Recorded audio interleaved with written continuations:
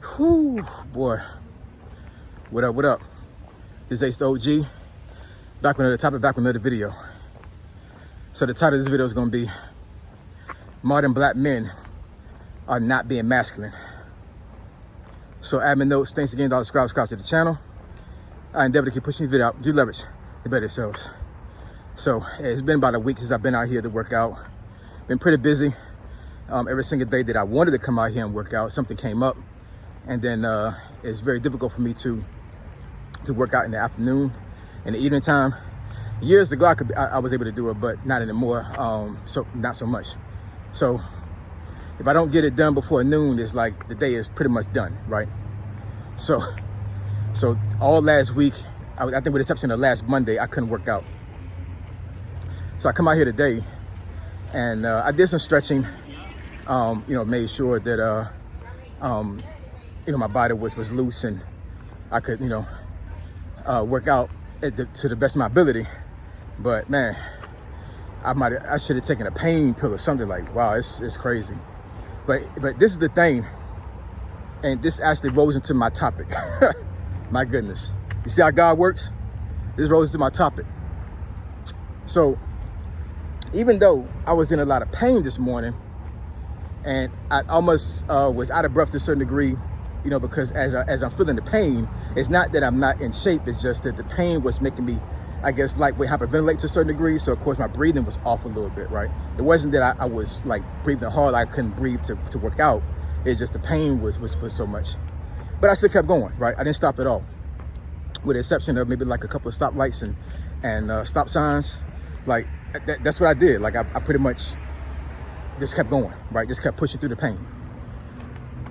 And that is the epitome of masculinity. And I'm not doing this to big myself up or anything like that. This is something that men are supposed to do anyway.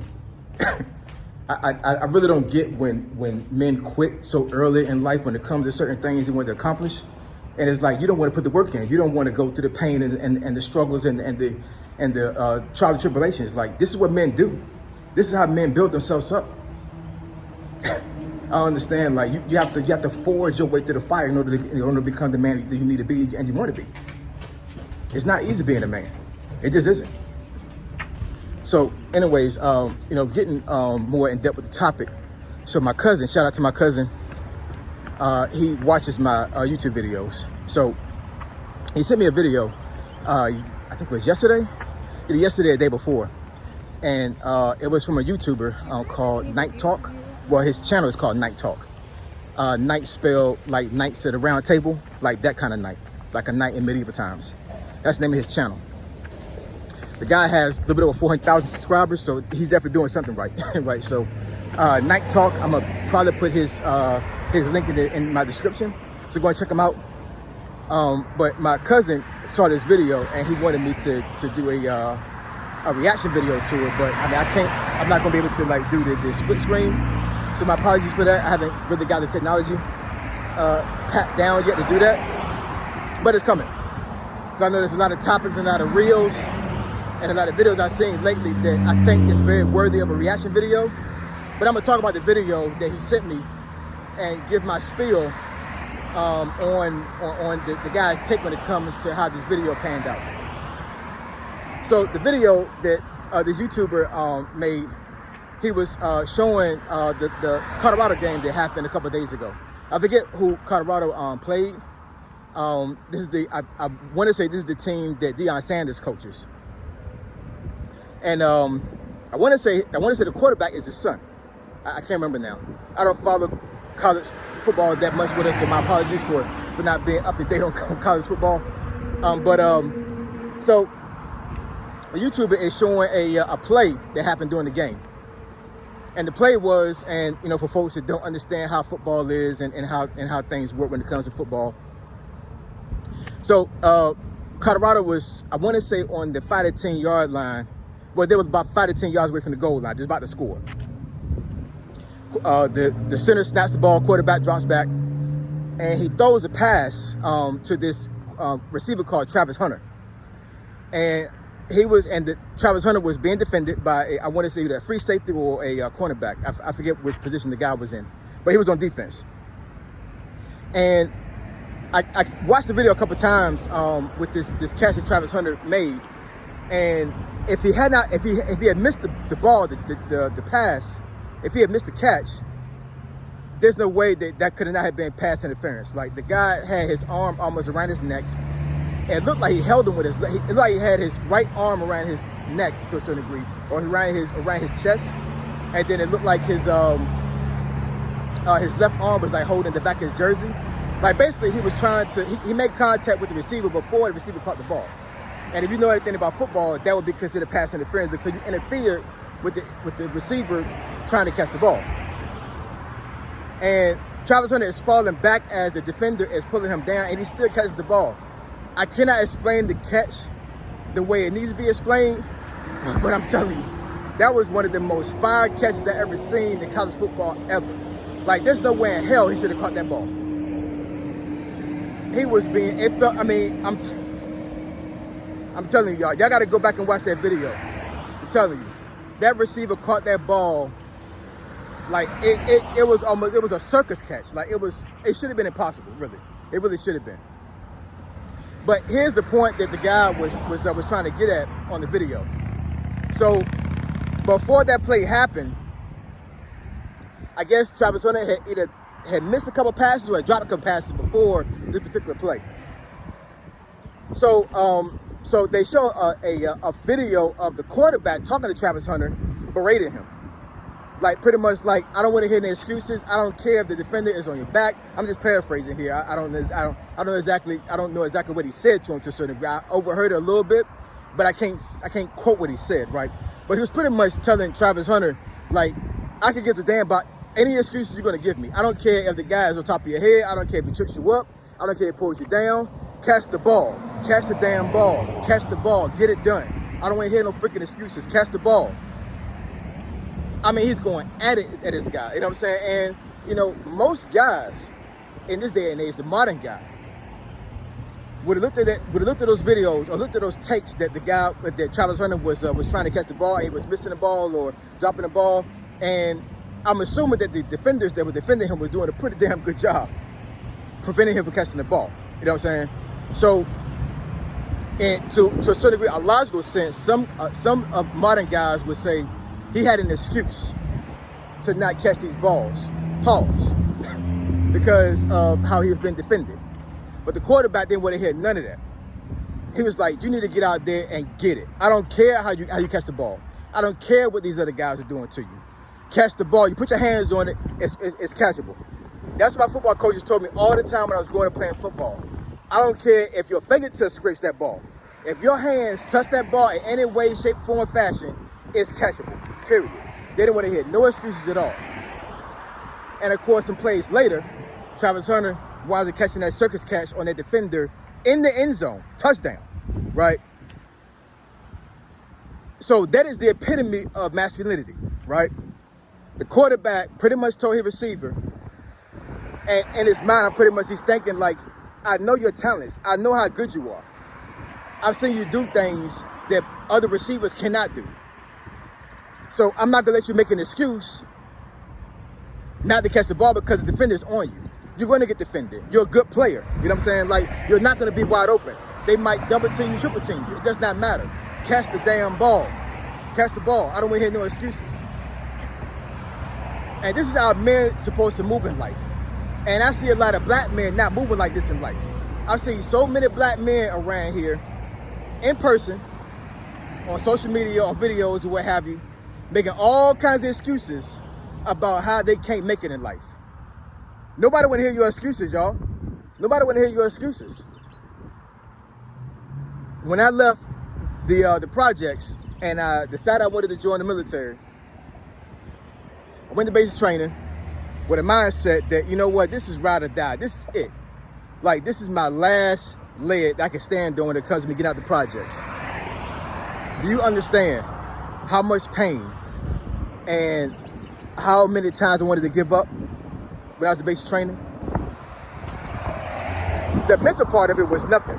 Like, the drill sergeants was like, I'm not saying it was funny to me, you know what I'm saying? But, I mean, you know, they didn't affect me how they affected other folks, you know what I'm saying? Like, I wasn't intimidated by by drill sergeants. I really wasn't, you know what I'm saying? Now, there were some leaders that I had that, there were some rough dudes, you know what I'm saying? But in a conventional sense, they didn't intimidate me to the point where I was scared of them, if that makes any sense, you know what I'm saying? Like, I respected them, clearly I did, but I wasn't fearful of them, right?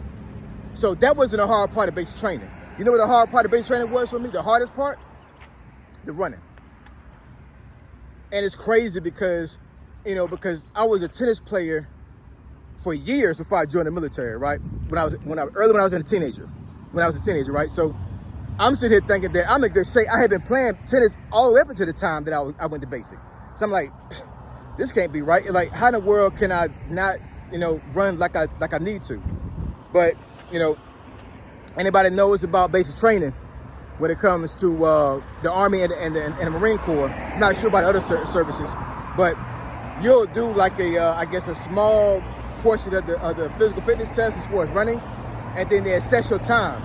And based off that time, they put you in a certain group of running, whether it be A group, B group, C group. I think A group is the fastest. And I went from C group to A group, I think in like 2 weeks or something like that. And when I got to A group, oh my God. My goodness, I mean, like, and we're talking like this guy, my drill sergeant that was running A group, he was running like a damn gazelle. Like, he was running like 12-minute miles. And it was so many times I was like, oh my God, I can't believe I'm in this formation. I can't believe that I'm running like this. Like, I want to give up so bad. But this right here and this right here prevented me from giving up. And that's why I went so hard my whole 20 years of being in the military, being a leader. Because I never made excuses about any type of faults I had at all. I really didn't, you know what I'm saying? Like, anytime I was in pain, anytime I was sick, anytime that I had something going on with the family, because, you know, when you're married and you have kids, sometimes you be having issues, you know what I'm saying? So I never made an excuse. I made sure I got the job done. That's being masculine, getting the job done, not making any excuses, not making sure that you don't have things or people that are your excuse for not getting things done. And modern black men are doing this all the time, and it's absolutely ridiculous. This is the reason why black women this is why black women can't stand y'all. Because y'all not being masculine. Y'all are not being masculine at all, period. Y'all make so many damn excuses about life. Nobody want to hear y'all excuses. And, you know, I could care less about how you feel about it. I really could care less. There's so many reasons in life why you should not make an excuse for not getting something done. And all you're doing is just you're putting yourself in a position to where, like, you can't get things done in life because you don't have intestinal fortitude.